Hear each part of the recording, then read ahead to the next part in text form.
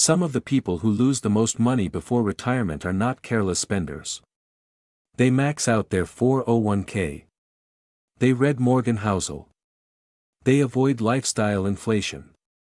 They follow the rules. Yet many of them retire with $200,000 less than they should have. The strange part is that every choice that caused that loss looked smart at the time. This is not a story about ignorance.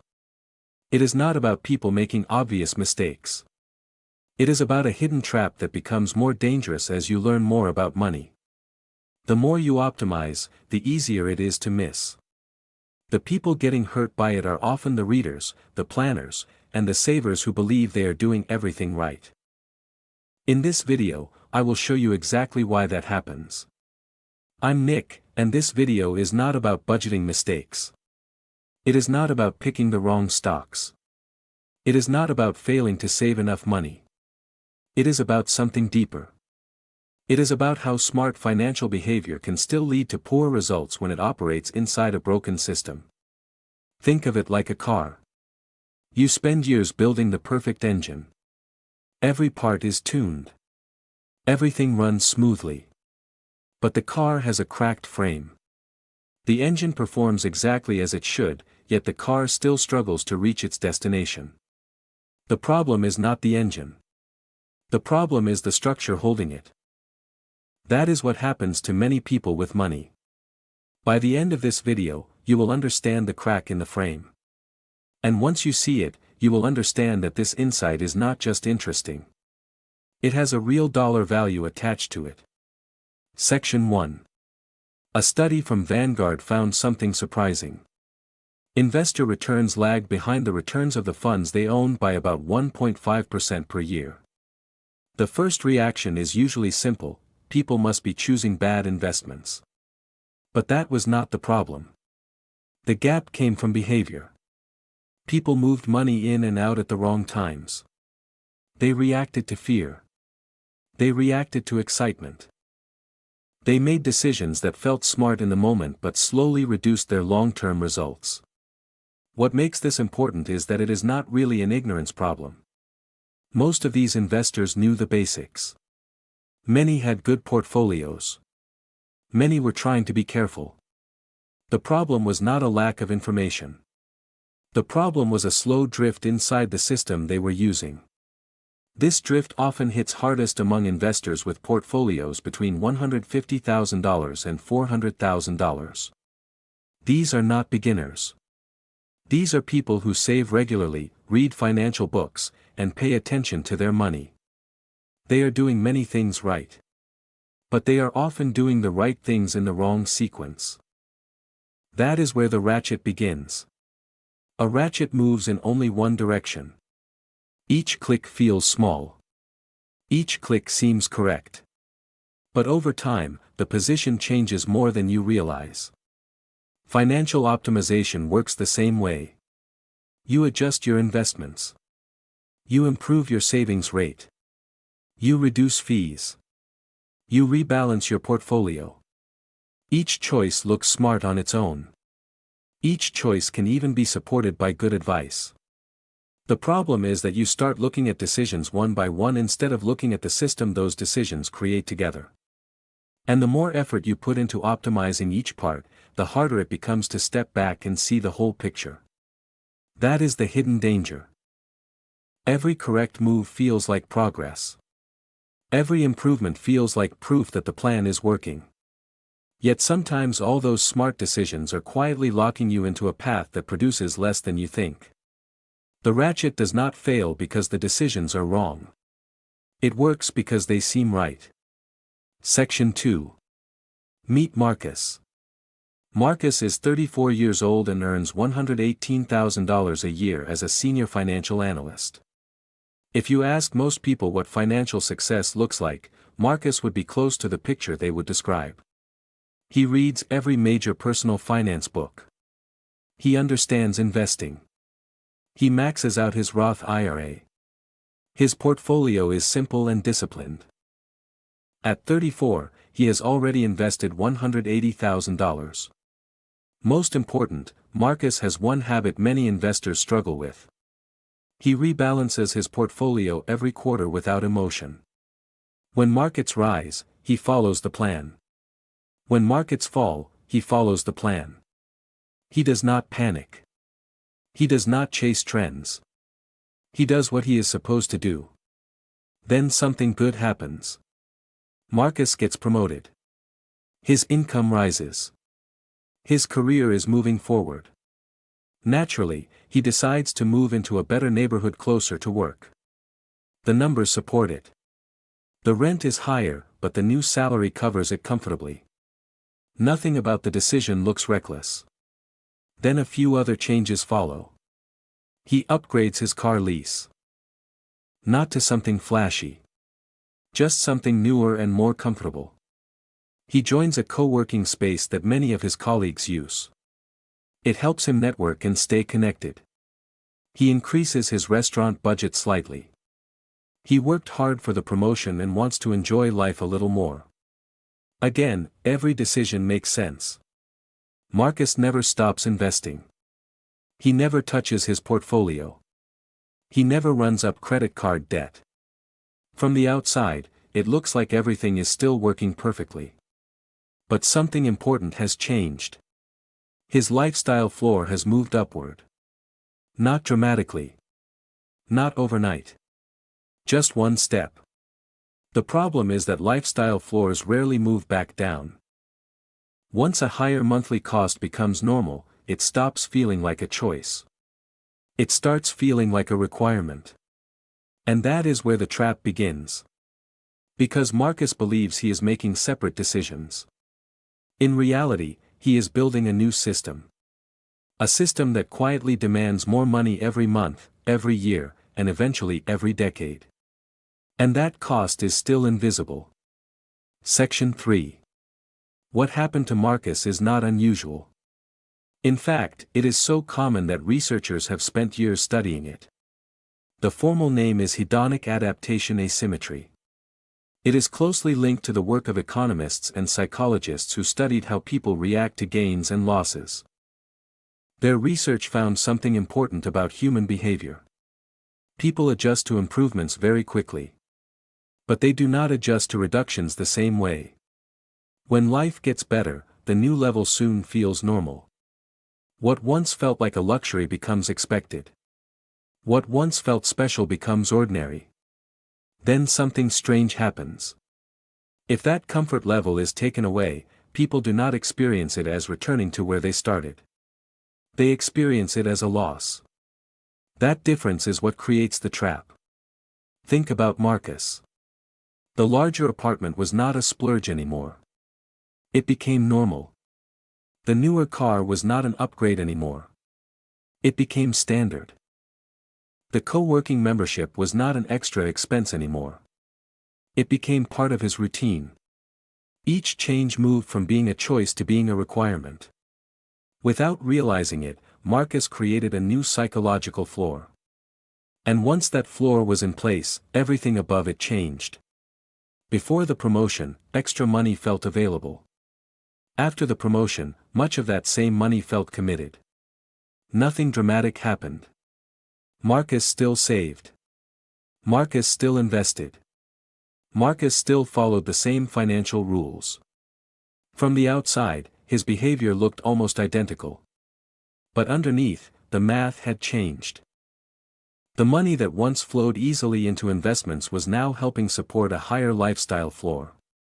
The shift was about $600 per month. Not enough to trigger alarm. Not enough to feel dangerous. But enough to matter. That is what makes this mechanism so powerful. Marcus cannot feel the loss because it does not arrive all at once. There is no painful moment. No financial emergency. No obvious mistake. There is only a slow reduction in the amount of money available to build future wealth. Month after month. Year after year. The floor rises quietly. And the space above it gets smaller. Most people never notice. Because the change is invisible to emotion. It only becomes visible when someone sits down and does the math. Section 4. Now let's put numbers on what happened to Marcus. At age 35, he has a portfolio worth $180,000. He is still investing. He is still following his plan. Nothing looks broken. But remember the hidden change. His lifestyle floor rose. Because of that, the amount of money available for investing quietly fell. Let's use a conservative estimate. Assume Marcus now has $500 less each month available to invest than he would have had before those lifestyle upgrades became permanent. $500 does not sound life-changing. For many people, it feels small enough to ignore. That is exactly why this trap is so dangerous. Compounding does not care whether a missed investment felt small at the time. It only cares about time. If Marcus invested that extra $500 each month and earned an average annual return of 7%, that money would grow for the next 25 years. By age 60, the value of those missed contributions would be about $405,000. Read that number again. More than $400,000. Not lost because he picked bad stocks. Not lost because he stopped investing. Not lost because he made a reckless decision. Lost because his lifestyle floor moved up once and stayed there. That is the entire mechanism. A small monthly change creates a massive long-term gap. And Marcus is not an extreme example. In many high-cost cities, the numbers become even larger. Think about a dual-income household living in places like Chicago, Austin, or Toronto. 2 careers. 2 raises. 2 sets of reasonable upgrades. A larger home. Higher monthly expenses. More fixed costs. The same process repeats, but across a much bigger financial surface. Instead of a $405,000 gap, the number can grow toward $810,000 or more. Same behavior. Same psychology. Same invisible floor. Just more money flowing through it. And if this idea is starting to feel uncomfortably familiar, stay with me. Because this problem does not stop here. The structure that creates it gets even more powerful from this point forward. Section 5. Diane is not Marcus. She never made one clear decision that changed everything. There was no promotion that triggered a new lifestyle. No single purchase that quietly raised her financial floor. No obvious turning point she could point to and say, that was the moment. Instead, Diane is what this mechanism looks like 10 years later. She is 47 years old and earns $155,000 a year as an operations director. She has been responsible with money for most of her adult life. She has saved, invested, planned, and worked hard. Today, she has $210,000 in a managed investment account. The account is overseen by an advisor who charges 1.1% of assets under management. The advisor is not malicious. The problem is not the person. The problem is the incentive model built around the relationship. But that is only one layer of the story. At the same time, Diane is helping cover a college funding gap for her youngest child. She is also helping pay for long-term care needs for one of her parents. And she is still making payments on a home equity line she used during a market decline years earlier. Notice something important. None of these are financial mistakes. Helping a child is not a mistake. Helping a parent is not a mistake. Using available credit during a difficult period is not a mistake. The issue is timing. All of these demands arrive at nearly the same point in life. And they arrive when the financial buffer that could have absorbed one of them is no longer there. Years of small increases in spending, comfort, and obligations quietly consumed it. Now the system is under pressure. This is the part one want you to see. Diane did not fail at personal finance. She followed many of the same rules that experts recommend. What failed was the architecture of her financial life. It was never designed for multiple demands to arrive at once.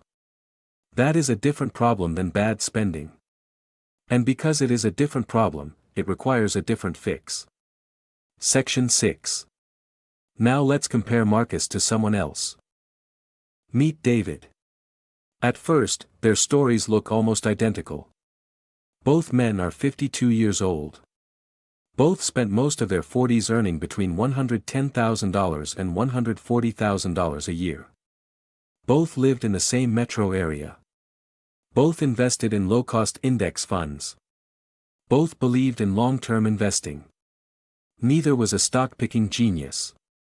Neither beat the market. Neither made a fortune from a lucky investment. On the surface, they followed almost the same plan. But over 15 years, a few small differences appeared. David kept his lifestyle floor where it was when he was 34. Marcus raised his once and never questioned it again.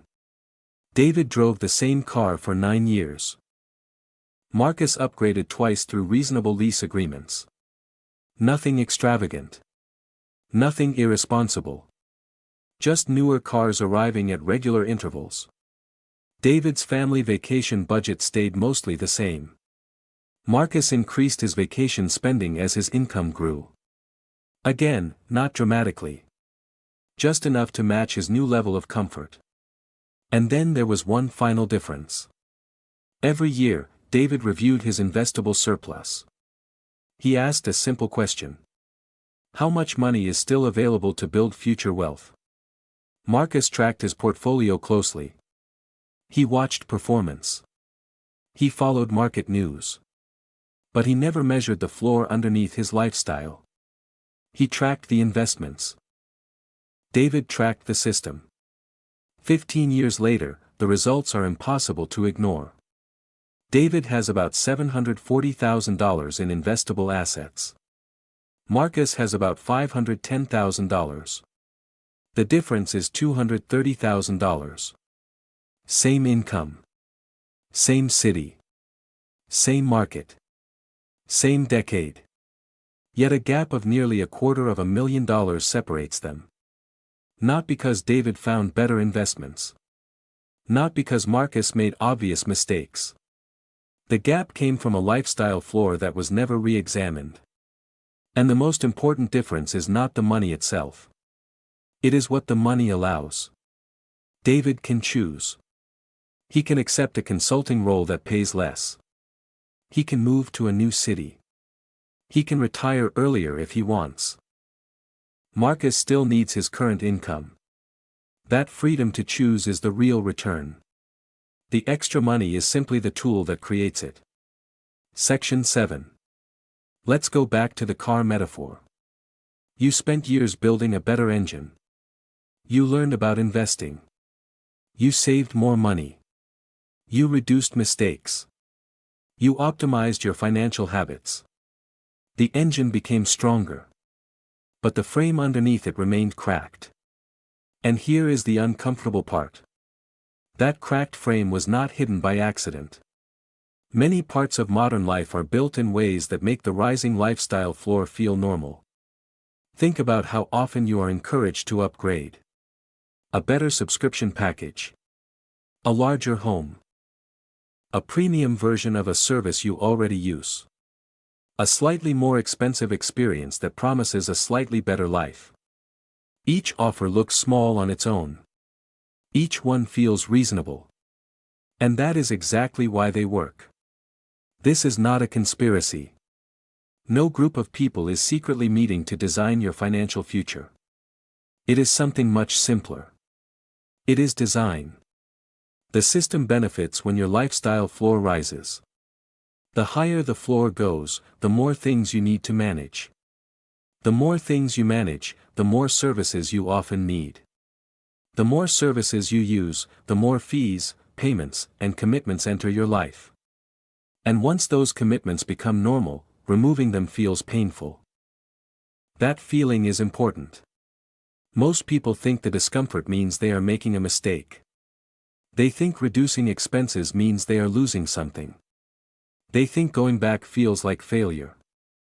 But that reaction is not proof that the higher floor was necessary. It is proof that the higher floor became familiar. The system does not need to force you. It only needs to make the new level feel normal. Once that happens, you begin protecting the floor yourself. You defend it. You justify it. You organize your life around it. And every year, the structure becomes harder to change. That is why this problem is so difficult to see. The engine keeps running well. The investments keep growing. The career keeps advancing. Everything appears healthy. Yet the frame underneath continues to shape the outcome. The cracked frame was always part of the vehicle. The problem is that nobody handed you the inspection report before you started driving. Section 8. So what do you do with all of this? The answer is not to stop enjoying your life. It is not to become obsessed with cutting every expense. And it is not to chase higher investment returns. The goal is much simpler. You need to find the crack in the frame. Start this week. Pull your bank statements from the last 24 months. Calculate your average monthly spending, not including investments. Then go back to the 12 months before your last major income increase and calculate that average too. Compare the two numbers. The difference is your floor drift. That number is not an opinion. It is not a feeling. It is a dollar figure. Write it down. Next, spend some time this month stress testing your system. Imagine 3 costs arriving within the same 6-month period. A parent suddenly needs care. Your car must be replaced. And a job change reduces your income to 80% of what you earn today. Run the numbers. What breaks first? What expense becomes impossible to maintain? What goal gets delayed? The answer will show you exactly where the frame is weakest. Now move to the final step. This quarter, identify one structural cost that entered your life after an income increase and has never been seriously reviewed. Maybe it is housing. Maybe it is a vehicle. Maybe it is a subscription, membership, or recurring service. Get a quote to reduce it, replace it, or renegotiate it. Then calculate what that monthly amount could become if invested at 7% for the next 15 years. Write that number beside your floor drift number. Look at both figures together. That is the cost of a floor that quietly rose and never came back down. The person who does this work may not earn more money. They may not invest differently. They may not take more risk. But they will gain something far more valuable. They will gain options. At 52 or 55, they may be able to change careers, work less, move somewhere new, or retire earlier. Many people with the same income will not have that choice. That choice is the real goal. The books taught you how to optimize the engine. Nobody warned you to inspect the frame. Now you know. I'll see you in the next one.